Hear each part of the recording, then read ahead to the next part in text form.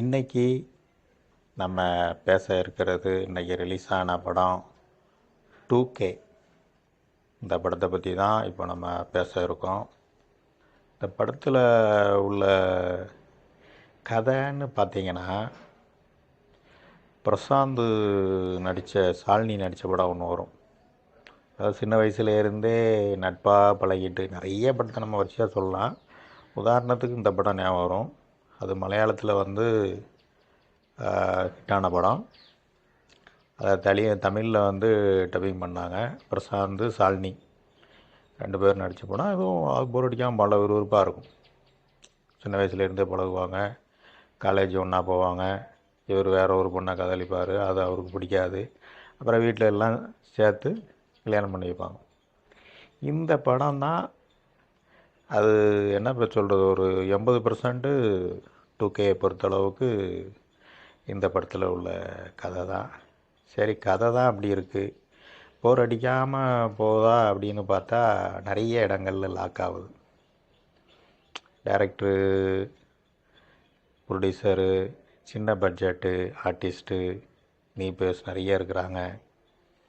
இது ஒரு சீரியலுக்கு ட்ரை பண்ணியிருந்திருக்கலாம்.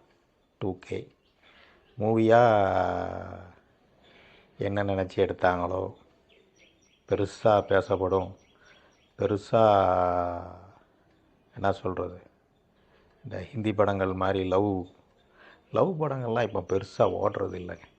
ஒரு நேரங்கள் 90, 90, 2000 இந்த நேரங்களில் காதல் காதல் காதல். ஏன்னா இப்போ இன்றைக்கி வாட்ஸ்அப்பு, யூடியூப்பு, ட்விட்டர்லாம் வந்தனால காதலுக்கு என்றைக்கும் அழிவு கிடையாது. இருந்தாலும் அந்த அளவுக்கு பொறுமை இல்லை மக்கள்கிட்ட. டக்குன்னு ஃபோன் அடித்து பேசுகிறாங்க. முன்னாடி அப்படி இல்லை. ஒரு பொண்ணை காதலிதாக இருந்தால் குறைஞ்ச ஒரு 5 மாதமாவது அவங்க வீட்டு முன்னாடி நிற்பாங்க. அப்புறம் லைட்டாக பார்ப்பாங்க, சிரிப்பாங்க. நமக்காண்டி இவ்வளோ ரிஸ்க் எடுக்கிறான்னு அவங்க காதலி மனசு இறங்கி வரும். இப்போ அட்வான்டேஜ் ஓவராக வந்துடுச்சு. செல்லு, எப்படி இமெயிலுங்கிறாங்க, செல்லுங்கிறாங்க, ட்விட்ரு, எல்லாம் வாட்ஸ்அப்பு, டக்குன்னு முடியுதுனால இப்போவும் அந்த பழைய என்ன சொல்கிறது, பழைய கதைகளை எடுத்து அப்படி பண்ணனால தான் 2Kங்கிறத படத்தை பொறுத்த அளவுக்கு அப்படியே நெளிச்சு கொடுத்துட்டு தான் ஆடியன்ஸ் உட்காடுறாங்க.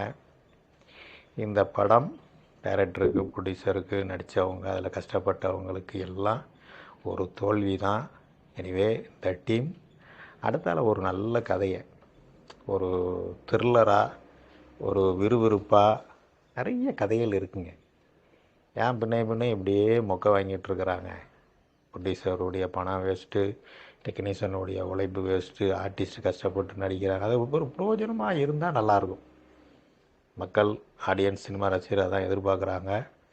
எனிவே 2K வெறுப்பாக இருந்தால் போகாமல் இருக்க தான் நல்லது. விருப்பம் இருந்தால் இல்லைன்னு இல்லை, சேனலில் வரும்போது பார்த்துக்கிடுங்க.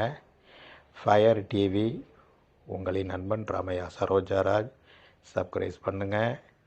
மீண்டும் அடுத்தால ஒரு நல்ல படம் பார்த்துட்டு ரிவ்யூக்கு உங்களை சந்திக்கிறேன். நன்றி, வணக்கம்.